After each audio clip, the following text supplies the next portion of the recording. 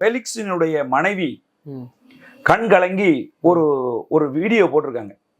10ஆம் தேதி இரவு 11 மணிக்கு கைது செய்யப்பட்ட எனது கணவர் இன்றைக்கு 11ஆம் தேதி இரவு 11 மணிக்கு எங்க இருக்காருன்னு எனக்கு வந்து தெரியல. சவுக்கு சங்கரை நீதிமன்ற காவலில் இருக்கிற போதே சிறைக்குள் வைத்து அடித்தது போல, துன்புறுத்தியது போல என்னுடைய கணவரையும் அடித்து விடுவார்களோ, துன்புறுத்தி விடுவார்களோன்னு எங்களுக்கு அச்சமா இருக்கு. என் பையன் கதறி அழுகிறான். வெளிநாட்டுல இருக்கிற, அதாவது ஜெர்மன்ல உயர் படிப்பு படிச்சிட்டு இருக்கிற என்னுடைய மகள் 2 நாளா வந்து கதறி அழுகிறா. எனக்கு என்ன ஆறுதல் சொல்றதுன்னே தெரியல அப்படின்னு அவங்க மனைவி வந்து இன்னைக்கு ஒரு வீடியோ போட்டிருக்காங்க. இது உலகம் பூரா வந்து இன்னைக்கு பத்தி பரவி நிக்குது. இப்ப 2 காரணங்களுக்காக அவர் டெல்லிக்கு போயிருக்காரு. 1, இந்திய பிரஸ் கவுன்சிலை சந்திக்கிறது. 2, உச்ச நீதிமன்றத்தில் ஒரு பிணை மனு போடுறது. இது 2க்காக தான் வந்து செஞ்சிருக்காரு. இதுல ஃபெலிக்ஸ் மேல என்ன தப்பு இருக்கு? இல்லையே, அவர் சட்ட ரீதியாக தானே இதை வந்து நடவடிக்கை எடுக்கிறாரு. அப்புறம் என்ன கேலி கிண்டல் நக்கல் வேண்டி இருக்கு? கணவரை போலீஸ் அடிக்குமோ? ஏன் அவரை எங்க வச்சிருக்கோம்னு சொல்லாம ஒரு கட்டம் வரைக்கும் அந்த வீரமணிங்கிற இன்ஸ்பெக்டர் அவங்க மனைவி கூட தொடர்புல இருந்திருக்காரு. அப்ப அவங்க ரொம்ப ரெக்வஸ்ட் பண்ணிருக்காங்க, நான் அவர்கிட்ட ஒரு வார்த்தை பேசுறேன், போன கொடுங்க சார் அப்படின்னு. இருங்க அந்த கொடுக்குறேன்னு கட் பண்ணிட்டு கொடுக்கறதே இல்லை. என்ன நடைமுறை இது? நீங்க ஃபெலிக்ஸை ஒண்ணுமே பண்ணல அப்படின்னு சொன்னா, ஃபெலிக்ஸ் உயிருக்கு ஆபத்து இல்லை அப்படின்னு சொன்னா, ஃபெலிக்ஸை நீங்க அடிக்கல அப்படின்னு சொன்னா, அவர் அவங்க மனைவி கிட்ட பேச வைக்கிறதுல என்ன இருக்கு? சட்டமன்றத்துல வச்சு ஜெயலலிதா அவர்களை சேலையை பிடிச்சி உருவுனாங்க, முடியை பிடிச்சி அடிச்சாங்க அப்படிங்கிறது மாதிரியான ஒரு குற்றச்சாட்டு கடுமையா எழுந்தது.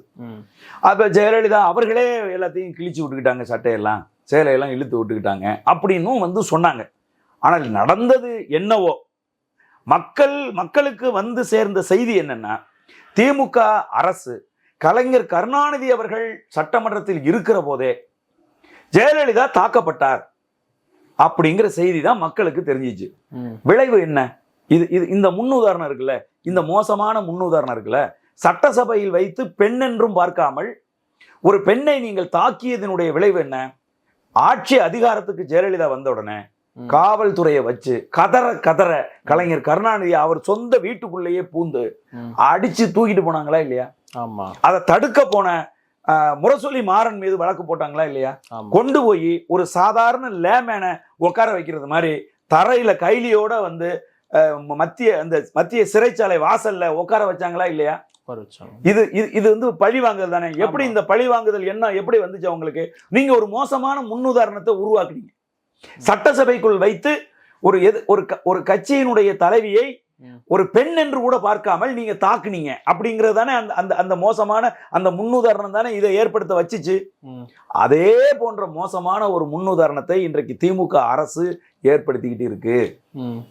இது தப்பு, இப்படி செய்யக்கூடாது. ஃபெலிக்ஸ் ஹெரால்டு அவர்கள் அந்த நேர்காணலை செய்ததால், இவர் நெறியாள்க செஞ்சதுனால என்ன தப்பு நடந்துச்சு? என்ன பப்ளிக்ல வந்து பொதுமக்கள் கொதித்து எழுந்து இன்னைக்கு வந்து ஒரு பெரிய சட்ட ஒழுங்கு பிரச்சனை ஏற்பட்டு போச்சா? ஐயா நரேந்திர மோடி அவர்கள் முதலமைச்சராக இருக்கிற போது நெறியாள்கை செய்யறாரு. அப்ப நரேந்திர மோடி அவர்களை அடுத்தடுத்து அவர் கேட்கிற கேள்விகளுக்கு அவரால் பதில் சொல்ல முடியல, திக்குமுக்க ஆடுறாரு. ஒரு கட்டத்துல அவர் என்ன செய்யறாரு, நான் கொஞ்சம் ஓய்வு எடுத்துட்டு வரேன்னு சொல்லி தன்னுடைய மைக்கெல்லாம் கலட்டி வச்சுட்டு, இதுக்கு மேல என்ன நீங்க கேள்வி கேட்டீங்கன்னா நம்முடைய நட்பு சிதைந்து விடும், அதனால நான் இதுல இருந்து வெளியேறேன்னு சொல்லி அவர் வந்து கலட்டி வச்சுட்டு அந்த நேர்காணலில் இருந்து அவர் வெளியேறிட்டாரு. நரேந்திர மோடி அவர்கள் அந்த மாநிலத்தினுடைய முதலமைச்சர், என்னை எப்படி நீ இப்படி கேள்வி கேட்கலாம் அப்படின்னு சொல்லி அந்த நெறியாளரை கைது செஞ்சார? அந்த நெறியாளர் மேல வழக்கு போட்டார? அந்த நெறியாளர் வெளியில வரும்போது அவங்க கட்சிக்காரங்க சேர்ந்து அவரை போய் அடிக்க போனாங்களா? இல்ல, அது நெறியாள்கை செய்யறவருடைய உரிமைங்க. தனக்கு எதிர்த்த மாதிரி இருக்கிறவரை என்ன கேள்வி வேணாலும் கேட்பாரு. நெறியாள்கை அந்த பங்கேற்பாளர் பதில் சொன்னா சொல்லலாம், பதில் சொல்ல விருப்பம் இல்லை அப்படின்னா இல்லப்பா எனக்கு விருப்பம் இல்லப்பான்னு எந்திரிச்சு போகலாம். ரங்கராஜ் பாண்டே நெறியாள்கை செய்கிற போது எத்தனையோ பேர் அந்த மாதிரி எந்திரிச்சு போயிருக்காங்க. எத்தனையோ பேர் கடுமையான கருத்துக்களை முன் வச்சிருக்காங்க. யோசிங்க, இன்னைக்கு யூடியூப் சேனல்ஸ்ல வேலை செய்யற பல பேர், ஒரு கட்சி தமிழகத்தின் 3வது பெரிய கட்சியாக மக்கள் அங்கீகரிச்சிருக்கக்கூடிய நாம் தமிழர் கட்சியினுடைய தலைமை ஒருங்கிணைப்பாளர் அண்ணன் செந்தமிழன் சீமானை எத்தனை ஊடகவியலாளர்கள் நேரடியா உட்கார்ந்துக்கிட்டு ஒருமையில பேசுறாங்க. எத்தனை ஊடகங்கள்ல கீழ்த்தரமான வார்த்தைகளை பயன்படுத்தி விமர்சிக்கிறாங்க. எத்தனை பேர் மட்டமா வந்து அவரை வந்து தரம் தாழ்த்தி தாக்குறாங்க. இதெல்லாம் வந்து யூடியூப் சேனல்ஸ்ல இருக்குல்ல. அப்ப அரசு நடவடிக்கை எடுக்கணும்னா அவங்க மேல எல்லாம் நடவடிக்கை எடுத்திருக்க வேண்டியதானே? ஏன் நடவடிக்கை எடுக்கல? அப்போ இதெல்லாம் வந்து இப்ப நாளைக்கு ஒருவேளை நாம் தமிழர் கட்சி ஆட்சி அதிகாரத்துக்கு வந்தா இவங்க மேல எல்லாம் நடவடிக்கை எடுத்து இவங்களெல்லாம் அடிச்சு தூக்கி உள்ள வச்சு எல்லாம் வலிக்கி விழுந்துட்டாங்க, கைது பண்ணும்போது தெரிச்சு ஓடும் போது தடுமாறி கீழே விழுந்து கை உடைஞ்சு போச்சு, கால் நொறுங்கி போச்சுன்னு சொல்றதா? ஊடகத்தில் இருக்கக்கூடிய பல பேரு ஃபெலிக்ஸினுடைய கைதை கொண்டாடிட்டு இருக்காங்க. அவங்களுக்கு நான் சொல்றேன், ஐயா, ஆட்சியும் காட்சியும் மாறுகிற போது இதே நிலைமை உங்களுக்கு வருகிற போது அந்த வழி என்னன்னு உங்களுக்கு தெரியும். வாய்ஸ் ஆஃப் தமிழ்நாடு பார்வையாளர்களுக்கு வணக்கம். இன்றைய சிறப்பு நேர்காணலில் நம்முடன் இணைந்திருப்பவர் நாம் தமிழர் கட்சியினுடைய மாநில பொறுப்பாளரும் இயக்குநருமான திரு மு. களஞ்சியம் அவர்கள். வணக்கம். வணக்கம் தம்பி. சவுக்கு சங்கரை வந்து பேட்டெடுத்தார் என்ற காரணத்திற்காக இன்றைக்கு ஃபெலிக்ஸும் டெல்லியில் கைது செய்யப்பட்டிருக்காரு. அவங்க மனைவி நேற்று நைட் ஒரு வீடியோ போடுறாங்க, எங்கள் கணவர் எங்கே இருக்காருன்னு எனக்கு தெரியல, அவங்க நியாயப்படி தமிழ்நாட்டுக்கு தானே கொண்டு வந்து தமிழ்நாடு கவர்மெண்ட் தான் ஒப்படைச்சிருக்கணும், இது வரைக்கும் அவர் எங்கே இருக்காருன்னே தெரியல, நான் கேட்டால் ட்ரெயின் டிக்கெட் இல்லை அப்படின்னு பல காரணங்கள்லாம் ஏற்கனவே சொன்னாங்க. அதுக்கு பிறகு நான் தொடர்பு கொள்ள நினைக்கிறேன், என்னால் தொடர்பு கொள்ள முடியல சொல்கிறாங்க. ஃபெலிக்ஸுடைய கைது இப்போ முக்கியம்னு நினைக்கிறீங்களா நீங்கள்? இல்லை தம்பி, ஒரு அரசு ஒரு ஊடகவியலாளனை காரணமே இல்லாமல் கைது செய்யுது அப்படின்னு சொன்னால் அந்த அரசு பிழையாக இயங்கி கொண்டிருக்கிறது, அந்த அரசு வீழ்ச்சியை நோக்கி பயணிக்குது அப்படின்னு அர்த்தம். காரணம் என்ன அப்படின்னு கேட்டிங்கன்னா, பத்திரிகை துறை, அந்த ஊடகத்துறை என்பது ஜனநாயகத்தின் 4வது ஒரு தூண். இதை ஏன் 4வது தூணா வச்சிருக்காங்க அப்படின்னா, அரசு தவறு செய்கிற போது, அரசு தடுமாறுகிற போது, நிர்வாகம் சீர்குலைகிற போது அதை சுட்டி காட்டுவதற்கு ஒரு துறை வேணுங்கிறதுக்காக தான் பத்திரிகை துறையை வச்சிருக்காங்க. இப்போ அந்த வகையில் ஃபெலிக்ஸ் ஜெரால்டு என்கிற அந்த நபர் அரசு குறித்து எந்த அவதூறும் பேசலை. அவர் தன்னுடைய சொந்த கருத்தா யாரை பற்றியும் குறையும் சொல்லலை. அவர் செய்யறத அவர் ஒரு யூடியூப் நிறுவனம் வச்சு நடத்துறார். ரெட்ஃப்ளிக்ஸ் அப்படின்னு ஒரு யூடியூப் நிறுவனம் வச்சு நடத்துறார். இந்தியாவில் இருக்கிற மிகப்பெரிய செய்தி நிறுவனங்கள்ல வேலை செய்த ஒரு ஆள் வந்து ஃபெலிக்ஸ் ஜெரால்டு. NDTV போன்ற நிறுவனங்கள்ல தலைமை செய்தியாளராக வேலை செஞ்ச ஒருத்தர். அவர் ரெட்ஃப்ளிக்ஸ் நிறுவனத்துக்கு பலரை அழைத்து நேர்காணல் செய்யறாரு. அப்போ சட்டம் என்ன சொல்லுதுன்னா, பொறுப்பு துறப்பு அப்படின்னு சொல்லி ஒரு ஒரு ஒரு விடயத்தை வந்து வச்சிருக்கு. ஊடகத்துக்கு ஊடகத்துல நெறியாள்கை செய்யறவருக்கும் பங்கேற்பாளரா வந்து தன்னுடைய கருத்துக்களை பதிவு செய்யறவருக்கும் நடுவுல சட்டம் வந்து ஒரு தடுப்பை வச்சிருக்கு. அது என்ன அப்படின்னு கேட்டா, இந்த இந்த பங்கேற்பாளர் பேசுகிற கருத்து இருக்கே, அந்த கருத்துக்கள் அனைத்தும் பங்கேற்பாளரையே சார்ந்தது. அதனால் ஏற்பட போற சட்ட விளைவுகள் அனைத்தையும் அவர்தான் எதிர்கொள்ள வேண்டும். இந்த நெறியாளரோ அல்லது அந்த நெறியாளர் வேலை செய்கிற அந்த நிறுவனமோ அந்த பங்கேற்பாளர் பேசுற பேச்சுக்கு பொறுப்பு இல்லை. அப்படிங்கிறதுக்காகத்தான் இந்த பொறுப்பு துறப்பு என்கிற ஒரு சட்ட சமநிலையை வச்சிருக்கிறாங்க. அதுபடிதான் இந்தியாவில் மட்டும் இல்லை, உலகம் முழுதும் செய்தி நிறுவனங்கள் அப்படிதான் வந்து இயங்குது.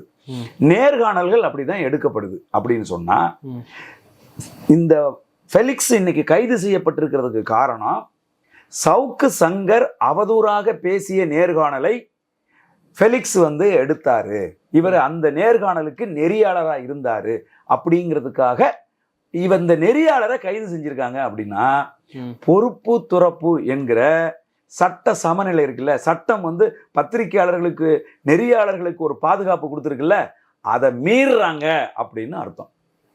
இதை மீறுவது தமிழ்நாடு அரசா இல்ல காவல்துறையா? காவல்துறை ஒரு நெறியாளரை அல்லது ஒரு பத்திரிகையாளனை அல்லது ஒரு யூடியூப்பினுடைய நிறுவனரை நீங்க வந்து கைது செய்றீங்க அப்படின்னு சொன்னா, அது அரசுக்கு தெரியாம காவல்துறை தன்னிச்சையா செய்யுது அப்படின்னு சொன்னா, அந்த அரசு நிர்வாக திறமையற்ற அரசு, அந்த அரசு இயங்காத அரசு அப்படிங்கிறது ஆயிரும். போலீஸ் வந்து இதில் இண்டிபெண்டா ஒர்க் பண்ணக்கூடாதுன்னு சொல்றீங்களா? இல்ல, இண்டிபெண்டா ஒர்க் பண்ணலாம். பல விஷயங்கள்ல அவங்க இண்டிபெண்டா ஒர்க் பண்ணலாம். ஒரு ஊடகத்துறையில தலையிட்டு ஒரு பிரபலமா இருக்கக்கூடிய ஒரு ஊடகவியலாளர் மேல கை வைக்கிற போது அது அரசை பாதிக்கும். மக்கள் கவனத்தை பெறும். ஏன் ஊடகத்துறையை கையாளும் போது ரொம்ப கவனமா கையாளணும் அப்படின்னா, இன்னைக்கு பாருங்க, ஃபெலிக்ஸினுடைய மனைவி கண் கலங்கி ஒரு வீடியோ போட்டிருக்காங்க. 10ஆம் தேதி இரவு 11 மணிக்கு கைது செய்யப்பட்ட எனது கணவர் இன்றைக்கு 11ஆம் தேதி இரவு 11 மணிக்கு எங்க இருக்காருன்னு எனக்கு வந்து தெரியல. சவுக்கு சங்கரை நீதிமன்ற காவலில் இருக்கிற போதே சிறைக்குள் வைத்து அடித்தது போல, துன்புறுத்தியது போல என்னுடைய கணவரையும் அடித்து விடுவார்களோ, துன்புறுத்தி விடுவார்களோன்னு எங்களுக்கு அச்சமா இருக்கு. என் பையன் கதறி அழுகிறான்.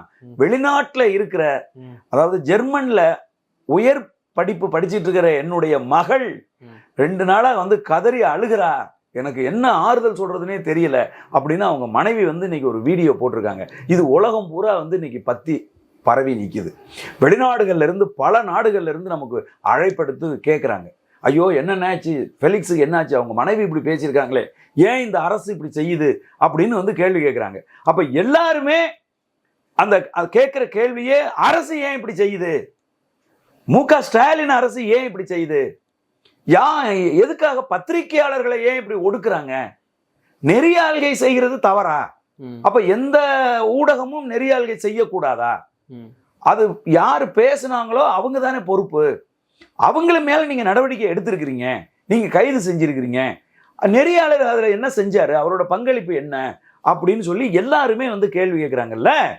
இதனாலதான் ஊடகத்துறையை கை வைக்கிற போது ரொம்ப கவனமா கை வைக்கணும். அப்படின்னா இப்ப இவ்வளவு கெட்ட பேரு ஏன் அரசு இப்படி செய்யுது, ஏன் இந்த அரசு இந்த மாதிரி தடுமாறுது, ஏன் ஊடகவியலாளர்களை ஏன் கட்டுப்படுத்துது அப்படிங்கிற கேள்வி யார் மேல வருது, காவல்துறை மேலேயா வருது, அரசு மேலதான் வருது. அரசு மேலதானே இந்த குற்றச்சாட்டு வருது, அரசுக்குத்தானே இந்த கெட்ட பேர் வருது.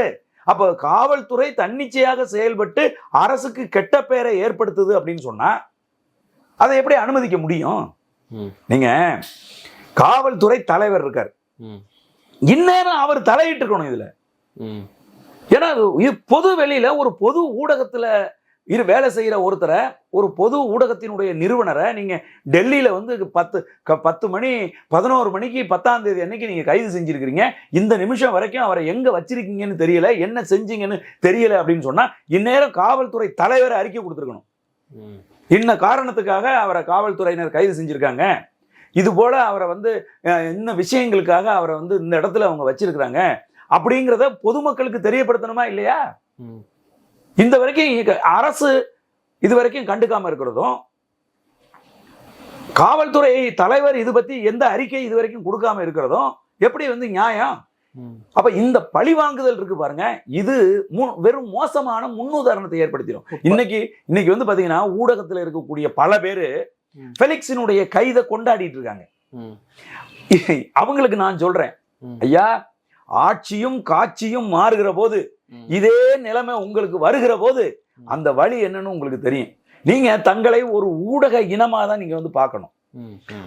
ஒரு நெறியாளர் அவர் தவறு செஞ்சிருந்தாருன்னா நீங்க சுட்டி காட்டுங்க, இல்ல நீங்க தவறு செஞ்சிட்டீங்க ஃபெலிக்ஸ், அதனால நீங்க தண்டிக்கப்பட்டிருக்கீங்க, இருந்த போதிலும் எங்கள் கண்டனத்தை நாங்கள் பதிவு செய்கிறோம், ஒரு நெறியாளரை கைது செய்யக்கூடாது, அவர் மேல நீங்க வழக்கு போட்டு அந்த வழக்குக்கான விளக்கத்தை நீங்க வந்து கேட்கணும், அவரை கூப்பிட்டு நீங்க விசாரிக்கணும். அதை விட்டுட்டு ஏதோ ஒரு தேச துரோக குற்றத்தை செய்தவரை போல நீங்க விரட்டிட்டு போய் 10ஆம் தேதி இரவு 11 மணிக்கு அவர் தங்கியிருக்க இடத்துல கைது செய்து 11ஆம் தேதி, இன்னைக்கு 12ஆம் தேதி வரைக்கும் அவர் எங்க இருக்கிறாருன்னு தெரியாம வச்சிருக்கிறது நல்லது இல்லை அப்படிங்கிற கருத்தையாவது குறைஞ்சபட்சம் பதிவு செய்யணுமா இல்லையா? அதை பதிவு செய்யல. இந்த பழிவாங்குதல் இருக்குல்ல, இது எப்படி முன்னுதாரணமா போகும்னா, இப்ப பாத்தீங்கன்னா உங்களுக்கே தெரியும், சட்டமன்றத்துல வச்சு ஜெயலலிதா அவர்களை சேலையை பிடிச்சி உருவுனாங்க, முடியை பிடிச்சி அடிச்சாங்க அப்படிங்கிறது மாதிரியான ஒரு குற்றச்சாட்டு கடுமையாக எழுந்தது. அப்ப ஜெயலலிதா அவர்களே எல்லாத்தையும் கிழிச்சு விட்டுக்கிட்டாங்க, சட்டையெல்லாம் சேலையெல்லாம் இழுத்து விட்டுக்கிட்டாங்க அப்படின்னும் வந்து சொன்னாங்க. ஆனால் நடந்தது என்னவோ, மக்களுக்கு வந்து சேர்ந்த செய்தி என்னன்னா, திமுக அரசு கலைஞர் கருணாநிதி அவர்கள் சட்டமன்றத்தில் இருக்கிற போதே ஜெயலலிதா தாக்கப்பட்டார் அப்படிங்கிற செய்தி தான் மக்களுக்கு தெரிஞ்சிச்சு. விளைவு என்ன? இந்த முன்னுதாரணம் இருக்குல்ல, இந்த மோசமான முன்னுதாரணம் இருக்குல்ல, சட்டசபையில் வைத்து பெண் என்றும் பார்க்காமல் ஒரு பெண்ணை நீங்கள் தாக்கியதனுடைய விளைவு என்ன?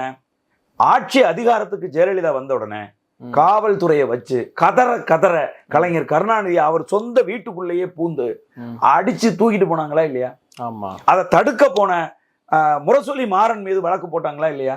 கொண்டு போய் ஒரு சாதாரண லேமேனை உட்கார வைக்கிறது மாதிரி தரையில கைலியோட வந்து மத்திய சிறைச்சாலை வாசல்ல உட்கார வச்சாங்களா இல்லையா? இது இது வந்து பழி வாங்குதல் தானே. எப்படி இந்த பழி வாங்குதல் என்ன எப்படி வந்துச்சு அவங்களுக்கு? நீங்க ஒரு மோசமான முன்னுதாரணத்தை உருவாக்குனீங்க. சட்டசபைக்குள் வைத்து ஒரு கட்சியினுடைய தலைவியை ஒரு பெண் என்று கூட பார்க்காமல் நீங்க தாக்குனீங்க அப்படிங்கிறது தானே அந்த மோசமான அந்த முன்னுதாரணம் தானே இதை ஏற்படுத்த வச்சுச்சு. அதே போன்ற மோசமான ஒரு முன்னுதாரணத்தை இன்றைக்கு திமுக அரசு ஏற்படுத்திக்கிட்டு இருக்கு. இது தப்பு, இப்படி செய்யக்கூடாது. ஃபெலிக்ஸ் ஹெரால்டு அவர்கள் அந்த நேர்காணலை செய்ததால் இவர் நெறியாள்கள் செஞ்சதுனால என்ன தப்பு நடந்துச்சு? என்ன பப்ளிக்ல வந்து பொதுமக்கள் கொதித்து எழுந்து இன்னைக்கு வந்து ஒரு பெரிய சட்ட ஒழுங்கு பிரச்சனை ஏற்பட்டு போச்சா? இல்ல. சொல்லுங்க. இல்ல என்ன தேச துரோக வழக்கு செஞ்சிட்டாரு அவரு? சொல்லுங்க பாப்போம். அவரை கைது செஞ்சீங்க. கைது செஞ்சு முறையா வந்து இன்னைக்கெல்லாம் டெக்னாலஜி இருக்கிறதுல ஒரு வாட்ஸ்அப் கால் போட்டு ஒரு வீடியோ கால் போட்டு அவங்க மனைவி கிட்ட ஃபெலிக்ஸை பேச வச்சா என்ன குறைஞ்சு போயிரும்னு கேட்குறேன். நான் பத்திரமா தாமா இருக்கிறேன், எனக்கு ஒன்றும் இல்லைம்மா அப்படின்னு ஏன் பேச வைக்க முடியல உங்களால? ஃபெலிக்ஸினுடைய மகள் வந்து ஜெர்மனியில் இருக்கிறா, சின்ன பொண்ணு. இங்கே பேச்சுலர் டிகிரி இங்கே முடிச்சுட்டு மாஸ்டர் டிகிரிக்கு இப்பதான் போயிருக்கிறா. அந்த பொண்ணுக்கு நீங்க வந்து அவங்க அப்பாவை பேச வச்சா என்ன குறைஞ்சு போயிடும்? அம்மா நான் எனக்கு ஒரு பிரச்சனை இல்லை, அப்பாவுக்கு நான் நல்லா தான் இருக்கேன், போலீஸ் இருக்கிறவங்க எல்லாம் எனக்கு நல்ல பாதுகாப்பா இருக்காங்க அப்படின்னு சொல்ல வச்சா என்ன குறைஞ்சு போயிடும் உங்களுக்கு? அப்ப நீங்க வந்து திட்டமிட்டு பத்திரிகையாளரை ஒடுக்கணுங்கிறது நீங்க செய்றீங்க. இது மோசமான முன்னுதாரணத்தை தமிழ்நாட்டில் ஏற்படுத்தும். சரி, ஓகே. ஃபெலிக்ஸ இவ்வளவு அவசரமா வேங்க வயல்லங்க மனுஷன் குடிக்கிற தண்ணிங்க. மனுஷனை பாருங்க, சாதியா பார்க்காதீங்க. அவங்கள வந்து நீங்க தாழ்த்தப்பட்டவர்களா பறையர்களா நீங்க பார்க்காதீங்க. அவங்கள மனுஷனா பாருங்க.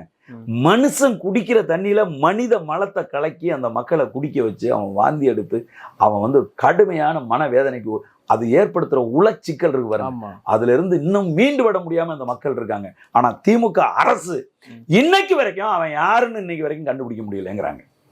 இன்னைக்கு வரைக்கும் 1.5 வருஷம் ஆகுது. இப்படி ஒரு திறமையற்ற ஒரு குற்றம் யார் அந்த குற்றம் செஞ்சது அப்படிங்கிறத கண்டுபிடிக்க முடியாத கையாளாகாத அரசு, திறமையற்ற காவல்துறையை வச்சுக்கிட்டு இருக்க தமிழ்நாடு அரசு ஃபெலிக்ஸ் ஹெரால்டு டெல்லியில இருக்காரு அப்படின்னு ஏன் வேகமா ஓடி கைது செய்யறாங்க? அதுக்கான காரணம் என்ன? இவங்க என்ன அப்படியே ஃபெலிக்ஸ் ஹெரால்டு வந்து இந்த நாட்டுக்கு தேச துரோக வழக்கு செஞ்சுட்டாரா? இல்ல யாரையாவது கொலை செஞ்சுட்டு ஓடி தலைமறைவா இருக்காரா? நான் கேட்கிறேன். தலைமறைவெல்லாம் இல்லைங்க. அவருக்கு நீங்க சம்மன் அனுப்புறீங்க.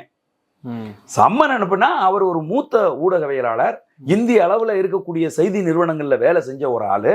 அதனால அவர் வந்து இந்திய பிரஸ் கவுன்சில்ல ஒரு மெம்பரா இருக்காரு. அதனால பிரஸ் கவுன்சிலோட கவனத்துக்கு இதை கொண்டுகிட்டு போகணும். என்னை வந்து கைது செய்வதற்கு சம்மன் எனக்கு அனுப்பியிருக்காங்க, நான் வந்து எந்த பிழையும் செய்யலைன்னு ஒரு நேர்காணல் தான் செய்தேன் அப்படின்னு அவர் செய்த நேர்காணலை எடுத்துக்கிட்டு அதை அவருக்கு வந்திருக்கிற சம்மனையும் எடுத்துக்கிட்டு டெல்லியில இருக்கிற பிரஸ் கவுன்சில்ல போய் ஒரு கோரிக்கை மனு சப்மிட் பண்ணியிருக்காரு. அவர் கோடியெல்லாம் ஒளியல. அந்த மனு இன்னைக்கு எல்லாருக்கும் அவைலபிளா கிடைக்குது. அவர் என்ன மனு பிரஸ் கவுன்சில்ல கொடுத்திருக்காரு அப்படின்னு. அதுல தமிழ்நாடு அரசு என்னை வந்து பழி வாங்குது, என்னை வந்து இந்த மாதிரி நான் நேர்காணல் செய்தேன் அப்படிங்கிறதுக்காக எனது நிறுவனத்தை இழுத்து மூட வேண்டும் என்பதற்காக என் மீது அபாண்டமா பழி சுமத்தி எனக்கு வந்து நோட்டீஸ் அனுப்பியிருக்காங்க, எனக்கு சம்மன் அனுப்பியிருக்காங்க அப்படின்னு சொல்லி போய் மனு போட்டிருக்காரு. அந்த மனு மீது 13ஆம் தேதி அவரை நாங்கள் விசாரிக்கிறோம்னு சொல்லியிருக்காங்க. இந்திய பிரஸ் கவுன்சில் நீங்க ஒரு பிரஸ் ரிப்போர்ட்டர் அவர் உறுப்பினராக இருந்தாலும் போய் கம்ப்ளைண்ட் கொடுத்துட்டாங்கன்னா டக்குன்னு உடனே நடவடிக்கை எடுத்துட மாட்டாங்க. அவங்க முதல்ல உங்களை கூப்பிட்டு விசாரிப்பாங்க. நீங்க என்ன சொல்றீங்க, என்ன குற்றச்சாட்டு, ஏன்னா ஒரு அரசின் மீது குற்றச்சாட்டு வைக்கிற போது அதை கவனமா அவங்க கவனிப்பாங்க. அப்ப அவங்க வந்து அந்த பிரஸ் கவுன்சிலினுடைய மெம்பர்ஸ் எல்லாம் சேர்ந்து ஃபெலிக்ஸை வந்து நேர்காணல் செய்வாங்க. உங்களுடைய குற்றச்சாட்டு என்ன, அரசு எந்த அளவுக்கு உங்களுக்கு நெருக்கடி கொடுக்குது, நீ செய்த குற்றம் என்ன, அரசு உன் மீது வைக்கிற குற்றம் என்ன அப்படிங்கிறது எல்லாத்தையும் வந்து அவங்க கேட்டு ஃபெலிக்ஸ் நேர்மையா இருக்காரு, ஃபெலிக்ஸ் மீது நடவடிக்கை வந்து பழிவாங்குதல் நடவடிக்கை, ஒரு ஊடகவியலாளனை நெருக்கடிக்கு உட்படுத்துது அரசு அப்படின்னு சொன்னா இந்திய பிரஸ் கவுன்சில் தமிழக அரசை கேள்வி எழுப்போம். இந்திய பிரஸ் கவுன்சில் உச்சநீதிமன்றத்தில் போய் தமிழக அரசுக்கு கண்டனங்களை பதிவு செய்தாலும் பதிவு செய்யும். என்ன நடவடிக்கை எடுக்குங்கிறத ஃபெலிக்ஸை நேர்காணல் செய்த பிறகுதான் அந்த இந்திய பிரஸ் கவுன்சில் முடிவு பண்ணும். அப்போ ஒரு ஒரு சட்ட ரீதியான ஒரு நடவடிக்கைக்கு அவர் போறாரு. சட்டப்படி நான் வந்து இப்போ இந்திய தேசிய பத்திரிகையாளர் சங்கத்தில் நான் வந்து மெம்பரா இருக்கேன். எனக்கு இப்படியான நெருக்கடியை மாநில அரசு கொடுக்குது. நான் ஒரு சாதாரண ஆளு, சாதாரண பத்திரிகையாளர், என்னால் அதை நேரடியாக எதிர்கொள்ள முடியாது. நான் சார்ந்திருக்கிற அந்த சங்கம் அதை எதிர்கொள்ளணும் அப்படின்னு தானே அவன் போய் சங்கத்தின் உதவியை நாடி இருக்கான். இப்போ அரசுக்கு என்னன்னா, இவன் நேர்காணலுக்கு போக விடக்கூடாது. இது அரசுக்கு தெரிஞ்சு போச்சு உளவுத்துறை மூலமா. இவர் போய் சங்கத்தில் மனு கொடுத்துருக்காரு. 13ஆம் தேதி வரைக்கும் இந்த ஆளை பேச விட்டோம்னா போச்சு. அதனால இவனை அதுக்குள்ள நம்ம கைது பண்ணி தூக்கணுங்கிறதுக்காகத்தான் இங்க இருந்து இவ்வளவு அவசரமா ஓடி அவர் குற்றவாளியா நான் தான் குற்றம் செஞ்சிருக்கிறேன் அப்படின்னோ அல்லது காவல்துறையிட்ட இருந்து தப்பிச்சு ஓடணும் அப்படின்னோ இருந்திருந்தா அவர் ஏன் என் போனை ஆன்லயே வச்சிருக்காரு? ஒரு பத்திரிகையாளனுக்கு தெரியாதா? அந்த போனை ஆஃப் பண்ணி அதுல இருக்க சிம் கார்டை தூக்கிட்டு அந்த போனை தூக்கி இங்கே சென்னையிலேயே போட்டுட்டு வேற ஒரு போனை எடுத்துட்டு போயிருக்க மாட்டானா? நான் கேட்கிறேன். அவர் ஏன் போனை ஆன்லயே வச்சிருக்காரு? அந்த போனோட ஃப்ரீக்வன்சியை வச்சு தானே நீங்க போய் அவரை பிடிச்சிருக்கீங்க. அப்போ ஏன் அவரை வேகமா அரசு செய்யறாங்கன்னா இதுதான் காரணம். இங்க சென்னை உயர்நீதிமன்றத்தில் அவர் வந்து மனு போடுறாரு, பிணை மனு முன்பிணை மனு போடுறாரு. அந்த முன்பிணை மனு மீது அந்த அந்த அந்த நீதிபதி விசாரிச்சுட்டு அதை திங்கட்கிழமைக்கு தள்ளி வைக்கிறார். புரியுதுங்களா? அந்த முன்பிணையை அவர் வந்து ரிஜெக்ட் பண்ணி அதை வந்து மொத்தமும் புறக்கணிச்சிடல, அதை திங்கட்கிழமைக்கு தள்ளி வைக்கிறாரு. திங்கட்கிழமை வரைக்கும் நீங்க காத்திருந்தா என்ன ஆகும் உங்களுக்கு? நான் கேட்கிறேன், என்ன செஞ்சிடும்? அது இங்க வந்து ஒருவேளை அது தள்ளுபடி செய்யப்பட்டுரும், ஃபெலிக்ஸ் அவர்களை கைது செய்தே ஆக வேண்டும் என்று நீதிமன்றம் சொல்லிடும் அப்படிங்கிறதுக்காகத்தான் அவர் வந்து உச்ச நீதிமன்றத்திலையும் ஒரு பிணை மனு தாக்கல் செஞ்சிருக்காரு. அப்ப இப்ப 2 காரணங்களுக்காக அவர் டெல்லிக்கு போயிருக்காரு. 1 இந்திய பிரஸ் கவுன்சிலை சந்திக்கிறது, 2 உச்ச நீதிமன்றத்தில் ஒரு பிணை மனு போடுறது. இது 2க்காக தான் வந்து செஞ்சிருக்காரு. இதுல ஃபெலிக்ஸ் மேல என்ன தப்பு இருக்கு? இல்லையே. அவர் சட்ட ரீதியாக தானே இதை வந்து நடவடிக்கை எடுக்கிறாரு. அப்புறம் என்ன கேலி கிண்டல் நக்கல் வேண்டி இருக்கு? நான் கேட்கிறேன். ஃபெலிக்ஸ் தப்பிச்சு டெல்லிக்கு ஓடினாரு. தமிழ்நாடு காவல்துறை அவரை ட்ரேஸ் பண்ணி போய் எவ்வளவோ குற்றங்கள் இங்க நடந்துகிட்டு இருக்குங்க. கிட்டத்தட்ட 100கணக்கான லாக்அப் டெத் நடந்துகிட்டு இருக்கு தமிழ்நாட்டுல. புரியுதுங்களா உங்களுக்கு? அதையெல்லாம் கட்டுப்படுத்த முடியல மாநில அரசால. காவல்துறை யார் கையில இருக்கு? காவல்துறை முதலமைச்சர் கையில இருக்கு. முதலமைச்சரால இந்த காவல்துறையை தன் கட்டுக்குள் கொண்டு வர முடியல. இன்னைக்கு காவல்துறை அதிகாரிகள் தன்னிச்சையா செயல்படுறாங்க. அரசுக்கு பயங்கர கெட்ட பேரை ஏற்படுத்தி கொடுக்கறாங்க. எங்க பார்த்தாலும் கஞ்சா, எங்க பார்த்தாலும் கொலை. நேத்து பாருங்க, நேத்து கைது செஞ்சிருக்காங்க 2 பேரை. கோர்ட்ல இருக்கிற குமஸ்தா தலையை வெட்டிட்டாங்க. அந்த வெட்டின 2 பேரை நேத்து கைது செஞ்சிருக்காங்க. அந்த 2 பேர் மேலையும் கிட்டத்தட்ட 10க்கும் மேற்பட்ட பல இடங்கள்ல கஞ்சா வழக்கு இருக்குங்கிறாங்க. அப்ப கஞ்சா மாநிலமா இந்த மாநிலம்? நான் கேட்கிறேன். இப்ப நான் இன்னொரு கோரிக்கையும் நான் வைக்கிறேன். இந்த வாய்ஸ் ஆஃப் தமிழ்நாடு சேனல் மூலமா நான் ஒரு கோரிக்கை வைக்கிறேன். அது என்னன்னா, நீதிமன்றம் சொமோட்டோவா தலையிட்டு தமிழ்நாடு முழுதும் இருக்கக்கூடிய காவல் நிலையங்களை சோதனை பண்ணணும். ஏன்? எதனாலன்னா காவல் நிலையங்கள்ல கஞ்சா இருக்கான்னு சோதனை பண்ணணும். 1. 2, காவல்துறை உயர் அதிகாரிகள் வீட்டுல எல்லாம் கஞ்சா இருக்கா அப்படிங்கிறத உடனடியாக சோதனை செய்யணும். காரணம் என்ன அப்படின்னு கேட்டீங்கன்னா, துறையே நீங்க கலங்கப்படுத்துற மாதிரி இல்லையா? இல்ல, நான் கலங்கப்படுத்தல.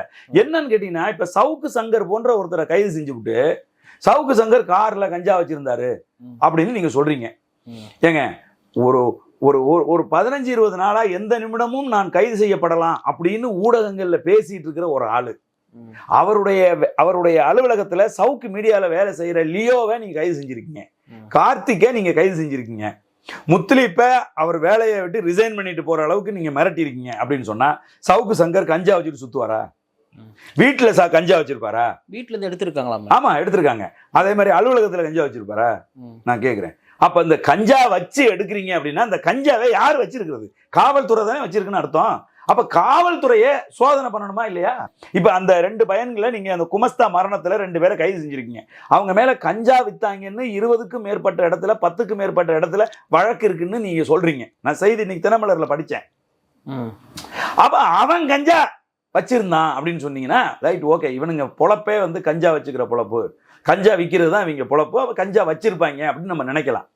ஒரு ஊடகவியலாளருங்க, இது வந்து ஆளுகிற அரசு தரப்பு இருக்குல்ல தம்பி, அவங்க வந்து எப்பவுமே இந்த வேலையை செய்யறாங்க.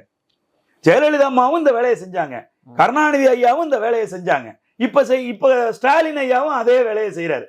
ஒருத்தனை பழி வாங்கணும் அப்படின்னு சொன்னா அவன் ஊடகத்துறையை சார்ந்தவனா இருந்தா அல்லது அரசியல் பழி வாங்குதலா இருந்துச்சுன்னா அவன் வீட்டுல கொண்டு போய் கஞ்சா வச்சிருவது. பாருங்க, ஜெயலலிதா அம்மா வந்து நக்கீரனை பழி வாங்கணும், இது எல்லாருக்கும் நல்லா தெரியும். அண்ணன் கோபால் அவர்களை பழி வாங்கணுங்கிறதுக்காக கஞ்சாவை கொண்டு போய் காமராஜ் கிட்ட கஞ்சாவை, அந்த 10 நக்கீரனுடைய துணை ஆசிரியரா இருந்த காமராஜா கஞ்சா வச்சிருந்தான்னு கைது செஞ்சாங்க. நடராஜன் அவர்களை பழி வாங்கணும் அப்படிங்கிறதுக்காக நடராஜன் கூட இருந்த பெண் சரினா கஞ்சா வச்சிருந்தான்னு சொல்லி கஞ்சா வழக்குல பதிவு செஞ்சாங்க. அப்ப இந்த கஞ்சாவெல்லாம் யார்கிட்ட இருக்கு? சொல்லுங்க, இந்த கஞ்சா யார்கிட்ட இருக்கு? அப்போ நான் சொல்றேன் உங்களுக்கு, ஏன் இதை இவ்வளவு ஸ்ட்ராங்கா சொல்றேன்னா, நாளைக்கு போலீஸ் வந்து ஃபெலிக்ஸ் ஆபீஸை நான் சோதனை போடுறேன்னு வந்து ஃபெலிக்ஸ் ஆபீஸ்ல கஞ்சா வச்சிருந்தாருன்னு சொன்னாலும் சொல்லும். ஃபெலிக்ஸ் வீட்டை நாங்க சோதனை பண்றோம்னு சொல்லி ஃபெலிக்ஸ் வீட்டுல கஞ்சா வச்சிருந்தாரு, இவர் மேல நாங்க கஞ்சா கேஸ் போட்டோம் அப்படின்னு சொன்னாலும் சொல்லும். ஃபெலிக்ஸ் என்ன கஞ்சா வியாபாரம் பண்ணிட்டு இருக்காரு? போதைப் பொருளுக்கு எதிராக இந்த சமூகத்தை சீரழித்துக் கொண்டிருக்கிறது டாஸ்மார்க் போதைப் பொருட்கள். தமிழகம் என்றைக்கு இந்த திராவிட மாடல் அரசு வந்ததோ அன்றிலிருந்து இது போதைப் பொருள் விற்பனைக்கு திறந்து விடப்பட்ட மாநிலமா இருக்கு அப்படிங்கிற குற்றச்சாட்டை வச்சுக்கிட்டு இருக்கிற பத்திரிகையால கஞ்சா வச்சுட்டு இருப்பானா? கஞ்சா வச்சு வியாபாரம் பண்ணுவானா? நான் கேட்கிறேன். கிலோ கணக்கில் கஞ்சா வச்சு வியாபாரமா செய்யறான். அப்போ நீங்க வந்து உங்க அரசு என்னைக்கு ஆட்சி அதிகாரத்துக்கு வந்துச்சோ அன்னைக்கே தமிழ்நாடு ஒரு போதைப் பொருள் மாநிலமா மாறி இருக்குங்கிற குற்றச்சாட்டு இந்தியா முழுவதும் எழுந்திருக்கு. ஜாஃபர் சாதிக் போதைப் பொருள் கடத்தல் மன்னன், 45,000 கோடிங்கிறாங்க, 1 லட்சம் கோடி போதைப் பொருளை உலகம் முழுசும் கடத்தி இருக்காங்கிறான். நீங்க என்ன பண்ணீங்க? உளவுத்துறை தூங்கிட்டு இருந்தீங்களா? நான் கேட்கிறேன். முதலமைச்சருக்கு பக்கத்துல நிக்கிறாரு அவரு, முதலமைச்சருடைய மருமகள் அவரை வச்சு படம் எடுக்கிறாங்க. முதலமைச்சருடைய மகன் மிக நெருங்கிய நண்பர், அப்படி நண்பரா இருக்காரு. அது எப்படி அவர் போதைப் பொருள் கடத்துறது உங்களுக்கு மட்டும் தெரியாம போச்சு? உளவுத்துறை வேலை செய்யலையா? இயங்கலையா? தூங்குதா? காவல்துறை வந்து தூங்கிட்டு இருக்கா? ஐயா, இவன் போதைப் பொருள் கடத்துறவன், இவன் அரசோட இவன் நெருங்கிய தொடர்புல இருக்கான், இது தப்பா போய் முடிஞ்சிருங்க அப்படின்னு சுட்டி காட்டலையா யாரும்? நான் கேட்கிறேன்.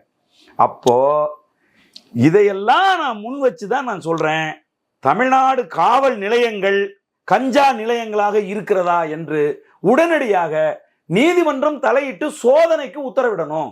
ஏனென்று சொன்னால் காவல்துறையில இருந்துதான் எப்ப பார்த்தாலும் பழி வாங்குவதற்கு கஞ்சா வழக்கு போடுறாங்க, கஞ்சா வச்சு கஞ்சா வழக்கு போடுறாங்க. இது இன்னைக்கு இருக்கிற ஊடக வெளிச்சத்துல பொதுமக்களுக்கு இந்த கேள்வி கடுமையாக எழுகிறது. அதைத்தான் அண்ணன் செந்தமிழன் சீமான் வந்து சவுக்கு சங்கர் கஞ்சா வழக்கில் கைது செய்யப்பட்ட போது அவர் ஒரு கேள்வி எழுப்பினார். என்ன கேள்வி எழுப்பினார்னா, கஞ்சா சவுக்கு சங்கர் வண்டியில கொண்டு போய் கஞ்சா வச்சது யாரு அப்படின்னு, இந்த கஞ்சாவை சவுக்கு சங்கருக்கு கொடுத்தது யாரா அப்படின்னு கேள்வி கேட்ட 2வது நாள் அதுக்கு ஒரு ஆன்சர் கிரியேட் பண்றாங்க. என்னன்னா, ஒருத்தனை கைது செய்யறாங்க, என்ன சொல்றான், அவன் நான் தான் கஞ்சா கொடுத்தேன் அப்படின்னு. இப்ப புரியுதா உங்களுக்கு? எல்லாமே நாடகமா சோடிக்கிறாங்க. புரியுதா உங்களுக்கு? அப்ப போலீஸுக்கு வந்து அந்த டிராமா ரெடி பண்ணவும் தெரியல. Total failure Tamil Nadu police. எப்படின்னா, சவுக்கு சங்கரை மதுரை கோர்ட்ல உணர்ந்து ஆஜர்படுத்த கொண்டு வராங்க. அங்க வந்து ஒரு 50 பெண்கள் திரண்டு விளக்கமாறு செருப்போட நின்று சவுக்கு சங்கருக்கு எதிராக முழக்கமிடுறாங்க. இப்ப பாலிமர் டிவிக்காரங்க என்ன பண்றாங்க, அந்த பெண்கள் கலைஞ்சு போகிற போது அந்த பெண்கள்கிட்ட கேட்கறாங்க, நீங்க யாருக்கு எதிராக போராட வந்தீங்க அப்படின்னு. அந்த பெண்களுக்கு சவுக்கு சங்கர் பேர் தெரியல. சவுக்கு சங்கர் என்ன தப்பு பண்ணாருன்னு நீங்க அவரை எதிர்த்து வந்தீங்க அப்படின்னு கேட்டா அவங்களுக்கு எதுக்கு என்ன தப்பு சவுக்கு சங்கர் பண்ணாருன்னு தெரியல. சவுக்கு சங்கர் யாருன்னே தெரியல. எதுவுமே தெரியாம நீங்க எப்படிமா வந்தீங்க, கையில விளக்கமாரெல்லாம் வச்சிருக்கீங்கன்னா இல்ல கூட்டுறதுக்கு வந்தோம் அப்படிங்கிறாங்க. அப்ப நீங்க யோசிச்சு பாருங்க, தமிழ்நாடு காவல்துறைக்கு முறையா ஒரு டிராமாவை எக்ஸிக்யூட் பண்ண கூட தெரியல. எதுக்கு கூட்டிட்டு வரணும்னு சொல்லி கூட்டிட்டு வரணும்லங்க. இப்ப நாங்க சினிமாவில் ஒரு காட்சி எடுக்கிறோம் அப்படின்னு சொன்னா பின்னாடி வந்து ஒரு 500 ஒரு 100 துணை நடிகர்கள் நின்னாங்கன்னா அந்த துணை நடிகர்களுக்கு காட்சி என்ன, இப்ப எங்க என்ன நடக்க போகுது, என்ன மாதிரி ரியாக்ஷன் நீங்க கொடுக்கணும் அப்படின்னு அந்த 500 பேருக்கும் அந்த காட்சியை விளக்கி சொல்லுவோம். அவங்களுக்கு புரிஞ்சிடும், அந்த காட்சி வந்து புரிஞ்சுதாங்கிறத உறுதிப்படுத்துவோம். ஏன்னா இங்கே ஒருத்தர் 2 பேர் முதன்மை நடிகர்கள், ஹீரோ ஹீரோயினோ அல்லது ஹீரோ அப்பா ஹீரோயின் அப்பா, இந்த மாதிரி யாராவது சண்டை போட்டுக்கிட்டாங்கன்னா அந்த வேடிக்கை பார்க்குறவங்க சும்மா ஹீன்னு சிரிச்சுட்டு இருந்தாங்கன்னா அசிங்கமாக போயிடும். இது என்ன இங்கே நடக்குது அப்படிங்கிறத அவங்களுக்கு விளக்கி சொன்னா தான் இவங்களுக்கு தகுந்த மாதிரி அவங்க ரியாக்ஷன் கொடுப்பாங்க. அப்ப 100 பேரை போராட கூட்டிட்டு வந்தீங்கன்னா அங்க என்ன நடக்குங்கிறத விளக்கி சொல்லணுமா இல்லையா? எதுக்காக நீங்க வர்றீங்கிறத சொல்லணுமா இல்லையா? காசு கொடுத்தாங்க, வந்துட்டோம். எவ்வளவு காசு கொடுத்தாங்க? இனிமே தான் தெரியும். ஏஜென்ட் கூப்பிட்டாருன்னு நாங்க வந்துட்டோம்னு பார்லிமெண்ட்ரியில ஒரு அம்மா சொல்லுது. அப்போ இது காவல்துறையோட ஒரு மிகப்பெரிய தோல்வியா இல்லையா? மாநில அரசுக்கு இது அவமானமா இல்லையா? இந்த அவமானத்தை ஏற்படுத்துறது யாரு? காவல்துறை தானே ஏற்படுத்துது. அப்ப தமிழ்நாடு காவல்துறை இன்றைக்கு காவல்துறை தலைவர் கட்டுப்பாட்டுல இல்லையா? டிஜிபி கட்டுப்பாட்டுல காவல்துறை இல்லையா? இஷ்டத்துக்கு செயல்படுதா? இது போன்ற டிராமாவெல்லாம் பண்ணீங்கன்னா இன்னைக்கு இருக்கிற மீடியாவில் அசிங்கமா போயிடும் அரசுக்கு அப்படின்னு எடுத்து சொல்லலையா?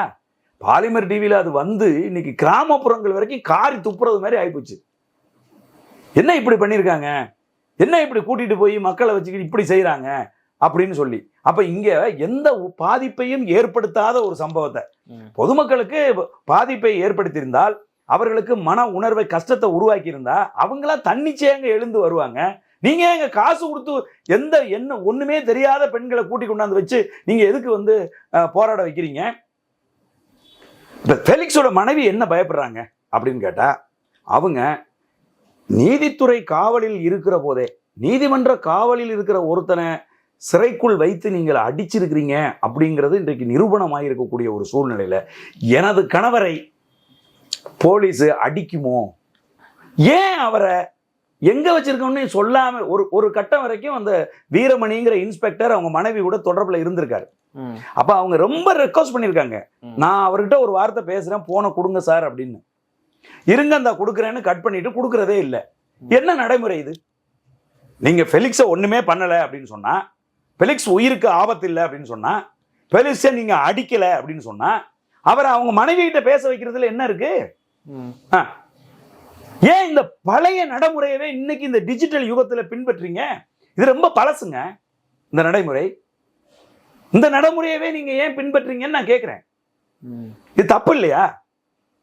அதனால ஊடகத்துறையை ஒடுக்கணும் அப்படிங்கிறதுக்காக ஒரு நெறியாளரை கைது செய்வது என்பது அரசு தன்னுடைய நிலையிலிருந்து தாழ்கிறது. அரசு ஒரு முறையாக இயங்காத அரசா ஆகுது. அரசு வீழ்ச்சியை நோக்கி போகுது அப்படின்னு நான் கருதுறேன் தம்பி. இது செய்யக்கூடாது. பத்திரிகைகளுக்கு அவற்றுக்கான சுதந்திரத்தை அவர்கள் கொடுக்கணும். நெறியாள்கை செய்கிறவர் என்றைக்குமே பங்கேற்பாளரோட பதில்களுக்கு பொறுப்பாக மாட்டார். இப்ப நீங்க என்ன நெறியாள்கை செய்றீங்க, பிரதீப் என்ன அண்ணன் இந்த விஷயம் குறித்து நீங்க பேசுங்க அண்ணன் அப்படின்னு சொல்றீங்க. நான் கருத்துக்களை நான் பேசுறேன்னா இது என்னுடைய கருத்துக்கள். இந்த கருத்துக்கள் அவதூறா இருந்தாலும் சரி, அரசுக்கு எதிராக இருந்தாலும் சரி, எந்த ஒரு தனி மனித தாக்குதல் நடத்தி நான் பேசினாலும் சரி, அது எனது கருத்து தானே ஒழிய உங்களுடைய கருத்து இல்லை. இப்ப நான் பேசுறதுல உங்களுக்கு உடன்பாடு இல்ல, நீங்க அதை மறுத்தாலும் மறுக்கலாம், இல்ல அது களஞ்சியத்து கருத்து நமக்கு என்னன்னு சொல்லி நீங்க இருந்தாலும் இருக்கலாம். புரியுது நான் சொல்றது? அதனால சவுக்கு சங்கர் பேசிய கருத்துக்கள் அனைத்தும் சவுக்கு சங்கருக்கு சொந்தமானது. ஃபெலிக்ஸ் ஜெரால்டுக்கும் அதுக்கும் எந்த சம்பந்தமும் கிடையாது.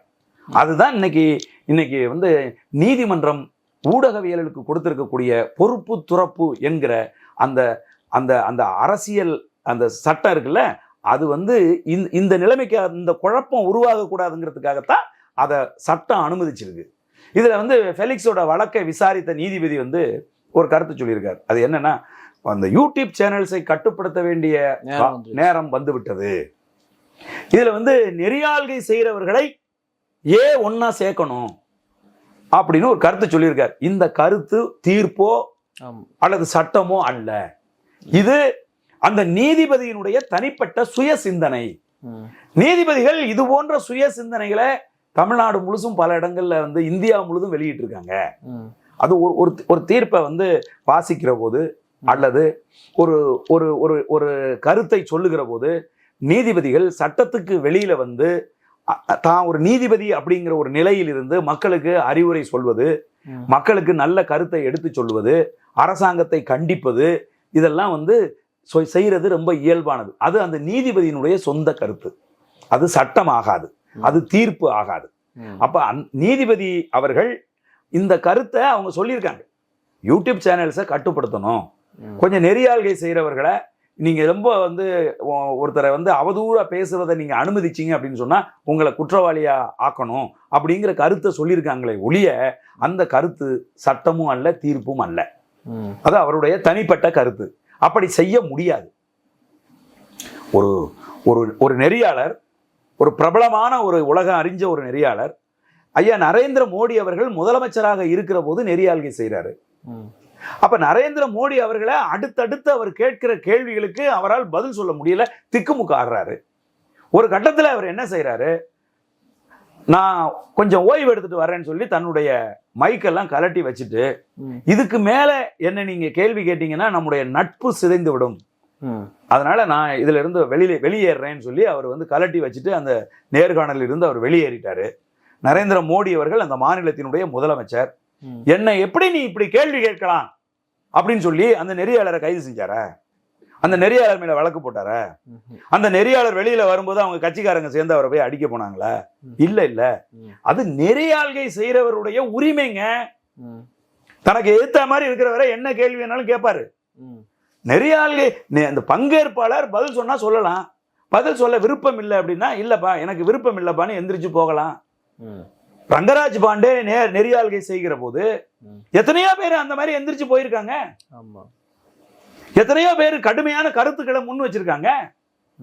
யோசிங்க, இன்னைக்கு யூடியூப் சேனல்ஸ்ல வேலை செய்யற பல பேர், ஒரு கட்சி தமிழகத்தின் 3வது பெரிய கட்சியாக மக்கள் அங்கீகரிச்சிருக்கக்கூடிய நாம் தமிழர் கட்சியினுடைய தலைமை ஒருங்கிணைப்பாளர் அண்ணன் செந்தமிழன் சீமானை எத்தனை ஊடகவியலாளர்கள் நேரடியா உட்கார்ந்துக்கிட்டு ஒருமையில பேசுறாங்க. எத்தனை ஊடகங்கள்ல கீழ்த்தரமான வார்த்தைகளை பயன்படுத்தி விமர்சிக்கிறாங்க. எத்தனை பேர் மட்டமா வந்து அவரை வந்து தரம் தாழ்த்தி தாக்குறாங்க.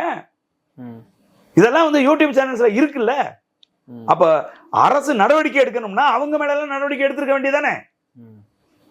ஏன் நடவடிக்கை எடுக்கல?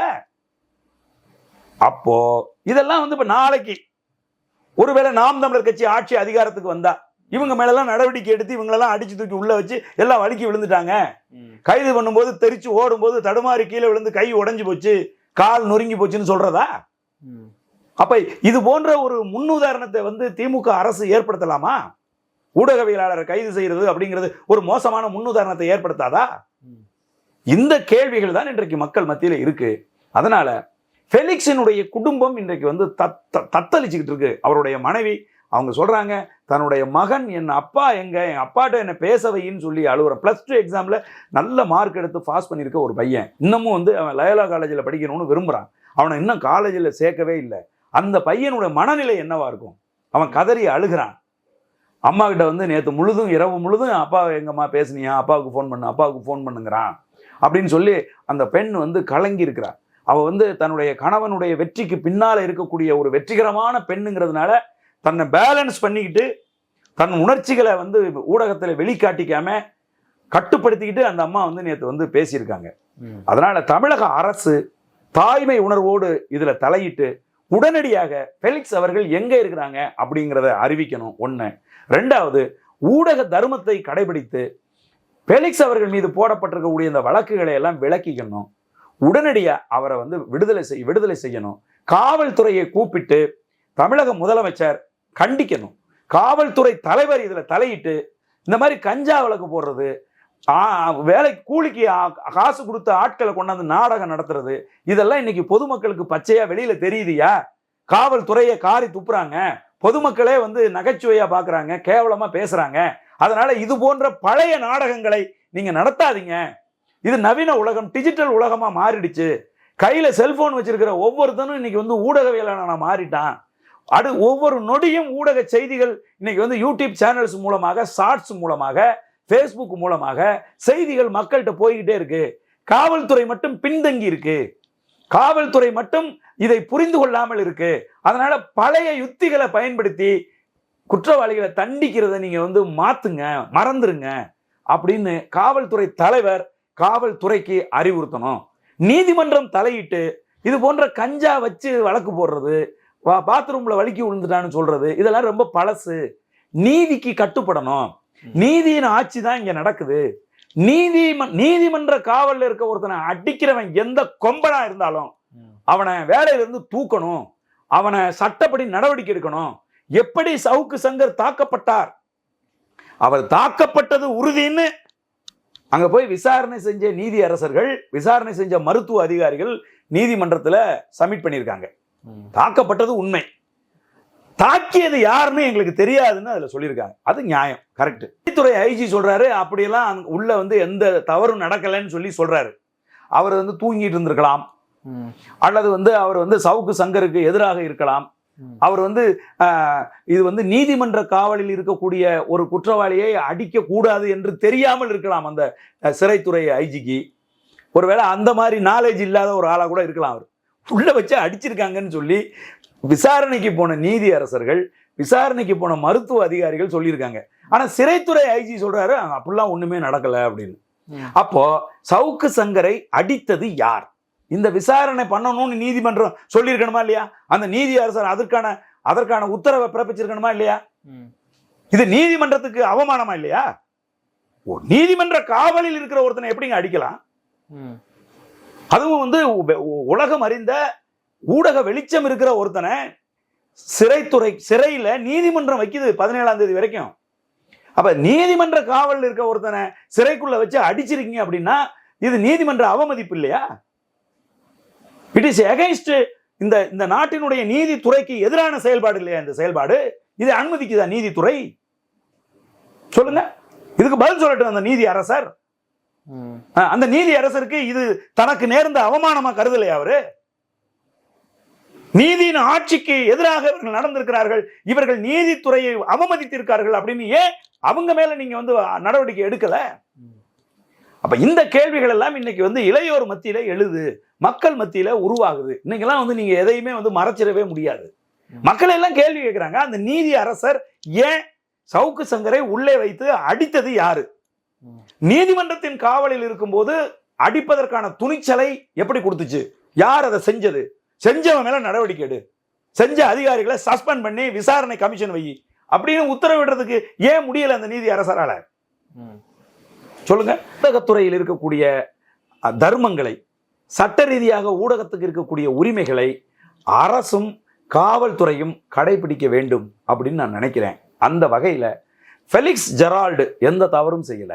அவருடைய தவறால எந்த சட்ட ஒழுங்கு பிரச்சனையும் ஏற்படல, எந்த தனி மனிதனுக்கும் எந்த பாதிப்பையும் ஏற்படுத்தல. அவர் ஒரு நெறியாள்கை செய்கிறக்கூடிய ஒருத்தர் தான். அவர் நெறியாள்கை செய்ததால எந்த பிரச்சனையும் உருவாகல. அதனால நெறியாள்கை செய்தவருடைய கருத்து அல்ல சவுக்கு சங்கர் பேசிய கருத்து, அது சவுக்கு சங்கருடைய கருத்து. சவுக்கு சங்கர் பேசிய கருத்துக்கு, அவர் செய்த அவதூறுக்கு அவர் மீது வழக்கு போடப்பட்டிருக்கு. அந்த வழக்கு விசாரணையில அவர் பேசிய அவதூறுக்கு அவருக்கு உறுதியா தண்டனை கிடைக்கும். அதனால ஃபெலிக்ஸை வந்து உடனடியா வந்து மாநில அரசு தலையிட்டு விடுதலை செய்யணும்னு நான் கேட்டுக்கிறேன் தம்பி. நிகழ்ச்சியில் பங்கேற்று உங்களுடைய பல்வேறு கருத்துக்களை பகிர்ந்தமைக்காக நன்றி. மிக்க மகிழ்ச்சி, நன்றி, வணக்கம்.